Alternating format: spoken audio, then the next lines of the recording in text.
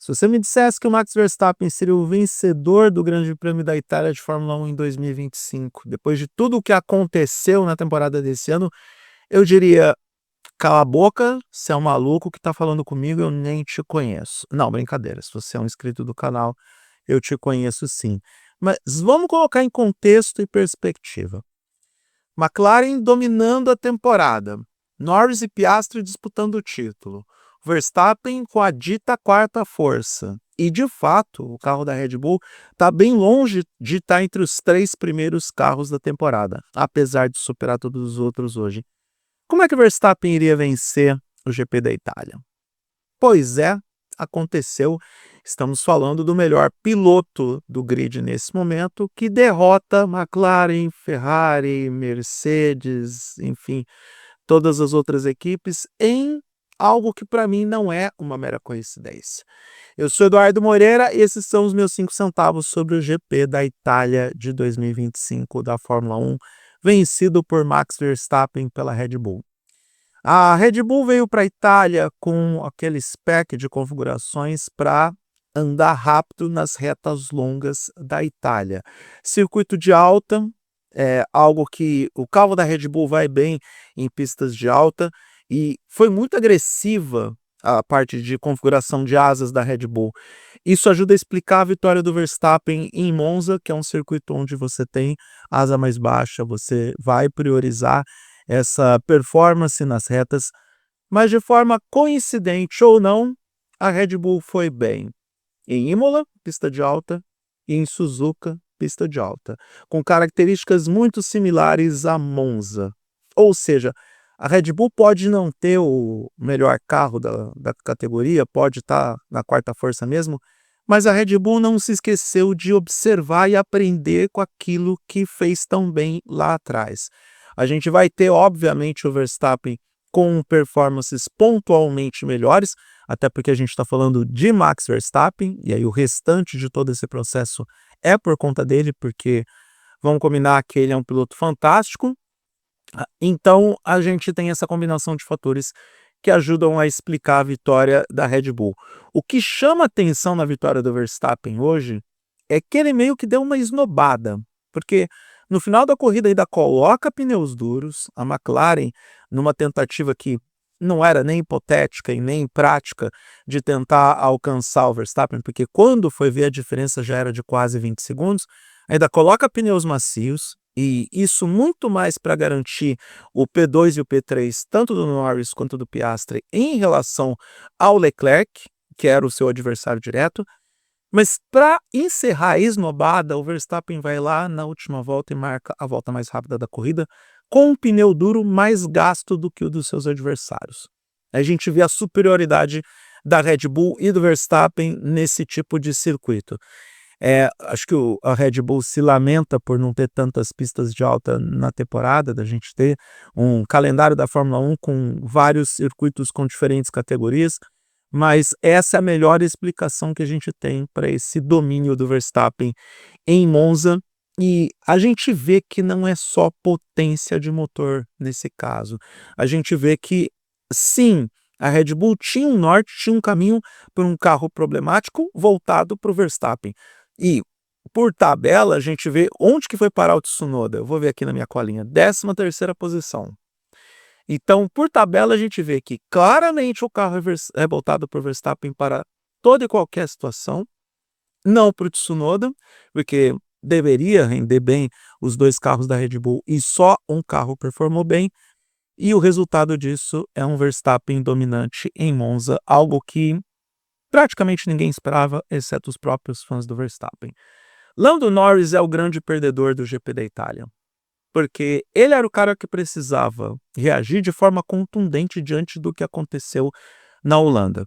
E ele só conseguiu a 2ª posição. Eu digo só em termos relativos, porque tudo bem, descontou a diferença em relação ao Piastri, mas são apenas 3 pontos.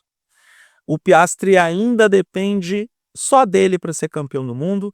O Norris depende de uma queda do Piastri para reduzir a distância e ainda depende, em termos práticos, não só de uma quebra do Piastri, ou melhor, depende de uma queda do Piastri ou vencer 5 corridas consecutivas dentro de 8 possibilidades, já que a gente tem uma prova a menos depois da Itália. É uma missão muito difícil para o piloto inglês, apesar de que o Norris, ao menos, mesmo com todas as críticas que eu faço em relação a ele, ao menos ele está mostrando resiliência e capacidade de recuperação, algo que ele não tinha no ano passado, e ele conseguiu pelo menos aprender isso de um ano para o outro. Ele tem feito autocrítica, tem feito autoanálise, ele tem demonstrado que está tentando aprender com os próprios erros. Foi, de certo modo, prejudicado pela manobra do Verstappen, que jogou ele para fora da pista no começo da prova. Verstappen devolveu a posição, mas aí o piloto holandês conseguiu passar com facilidade o Norris para vencer a corrida. Não acho que o resultado seria diferente se o Norris tivesse mantido a primeira posição. Não acho. Teria que abrir uma vantagem considerável e consistente, e a gente viu pelos 2 carros da McLaren que o Norris não teria essa performance toda, e o Verstappen certamente venceria a corrida, e com a facilidade que teve e que demonstrou apesar das adversidades na primeira parte da prova. Oscar Piastri é outro grande vencedor desse GP da Itália ao chegar na terceira posição e ao ter apenas 3 pontos descontados da diferença em relação ao Norris. Foi a corrida que o Piastri pôde fazer, ele que poderia ter ignorado o problema que o Norris teve nos pitstops e abrir vantagem em relação à falha do seu adversário direto na disputa do título, mas existe o Papaya Rules e isso fez com que o Piastri devolvesse a posição para o Norris. Mas, de um modo geral, foi uma corrida muito ok das 2 McLarens. Elas foram muito regulares conforme a corrida foi avançando e de acordo com os acontecimentos e desenvolvimentos em pista. Então, em nenhum momento ela esboçou, a McLaren esboçou ameaçar o Verstappen, nem com Norris, nem com Piastri. E o resultado da prova foi esse mesmo, está de bom tamanho. Para o Piastri está de bom tamanho, porque ele se mantém na liderança, não perdeu muitos pontos em relação ao Norris e a disputa continua aberta. Vou repetir, o Norris precisa ganhar 5 corridas em 8 para superar em pontuação o Oscar Piastri, ou contar com uma quebra do Piastri até o fim da temporada. Ou melhor, em 7 corridas, porque o Piastri tem mais de 25 pontos de vantagem em relação ao Norris. Por isso, o piloto australiano é mais um grande vencedor dessa corrida. Do resto, e não entenda mal o que eu quero dizer, porque o resto, com exceção do Gabriel Bortoleto, que chegou em 8º e ainda assim foi atrapalhado pela Sauber, e tenho dúvidas se ele de repente poderia chegar em 7º, que foi a posição que ele largou na frente do Alexander Albon da Williams. Então, com exceção do Bortoleto, que teve um ótimo final de semana, pro demais foi tudo meio resto, tudo meio nada. Começo da corrida foi mais interessante do que o meio e o fim.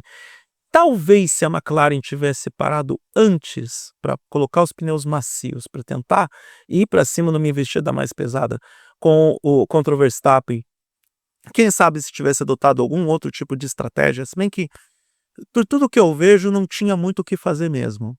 Não só pelo desempenho do Verstappen, mas também pelas condições apresentadas e pela própria performance da McLaren. Então, para todo o resto, foi meio água de salsicha. Não serve para muita coisa. Não é mesmo, Ferrari? Ferrari que prometeu um placebo, jogou a ilusão para todo mundo quando fez aquele treino, o primeiro treino livre com as 2 Ferraris na ponta, estava prometendo uma performance forte nos treinos. Não foi isso que aconteceu nos treinos, apesar de que o quali de Monza foi o mais interessante da Fórmula 1 até agora, na minha opinião.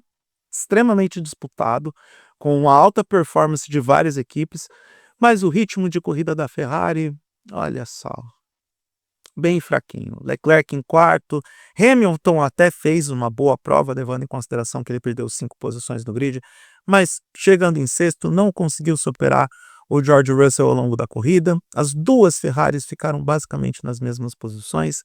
Então, grande decepção para os italianos, grande decepção até mesmo para quem não é torcedor da Ferrari, porque esperava um pouco mais dessa equipe em função do que ela apresentou nos treinos. A Mercedes também, mais ou menos mais do mesmo, né? Mais ou menos o mais do mesmo é bom. George Russell em quinto, o Antonelli chegou em nono porque teve que pagar uma punição. Então, a gente olha para o restante do grid e fica com aquela impressão de que, olha, nada de muito relevante aconteceu. Ah, tá, tudo bem. Vamos pontuar o Alexander Albon chegando em sétimo, que também é uma vitória, e o Isaac Hadjar, que mais uma vez chega na zona de pontos em décimo. Eu tenho um vídeo para publicar essa semana a respeito dele, sobre os riscos que ele corre por ser um segundo piloto, ou candidato a segundo piloto na Red Bull em 2026. Eu acho que isso vai acontecer. E do mais, olha, Carlos Sainz, grande perdedor, por chegar em 11º. Oliver Berman também não se deu muito bem. O Ocon sofreu pra caramba. Liam Lawson, idem. O Alonso, que foi eliminado por causa de uma zebra acidental. E o Hülkenberg, que nem correu. O Hülkenberg deu a volta de apresentação e foi parar nos boxes. Até o momento da gravação desse vídeo, a gente não tinha informações do porquê que o Hülkenberg sequer disputou o GP da Itália. Uma prova interessante, pelo menos no seu começo, do meio para o fim foi uma coisa tipo, poucas coisas acontecendo, poucas possibilidades de mudança de cenário. Quem sabe, e aí falando da perspectiva do Norris em relação ao Verstappen, quem sabe se a McLaren não tivesse errado naquela parada de pits, o Norris tinha mais chance de eventualmente tentar atacar o Verstappen, se bem que eu entendo que o grande problema da McLaren foi demorar demais para fazer essa troca de pneus. A McLaren apostou muito no bom desempenho do pneu médio, e isso foi regra geral para todas as equipes, e também na possibilidade de um safety car, algo que quase aconteceu quando teve um enrosco, se eu não me engano, entre o Antonelli e o Albon, uma coisa assim, ou foi não, foi o Sainz com o Oliver Berman. Isso mesmo, o enrosco do Sainz com o Berman, isso quase resultou em um safety car. A quebra também do Alonso poderia ter resultado num safety car, mas ele conseguiu conduzir o carro para os boxes.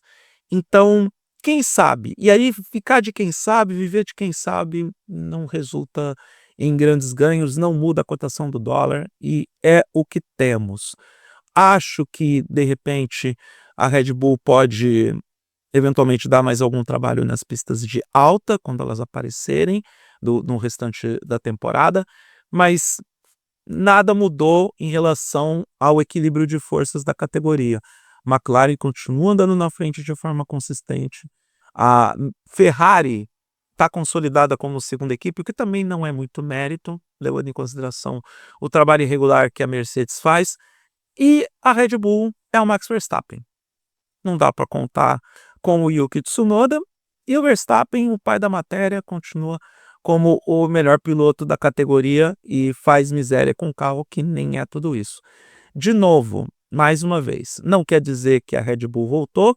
Veja o desempenho do Yuki Tsunoda e você vai entender o que eu quero dizer, mas quando você tem um piloto do calibre de Max Verstappen, você realmente pode conseguir coisas extraordinárias, como uma pole position e uma vitória numa das pistas mais velozes do campeonato. Nos encontramos no GP do Azerbaijão daqui, acho que há 2 semanas. Eu não vou aqui abrir a cola para saber quando que vai ser a etapa, mas eu coloco um card se eu estiver errado, mas acredito que daqui a 2 semanas o GP do Azerbaijão acontece. Por hora é isso, eu sou Eduardo Moreira, deixo um grande abraço para todo mundo e até a próxima.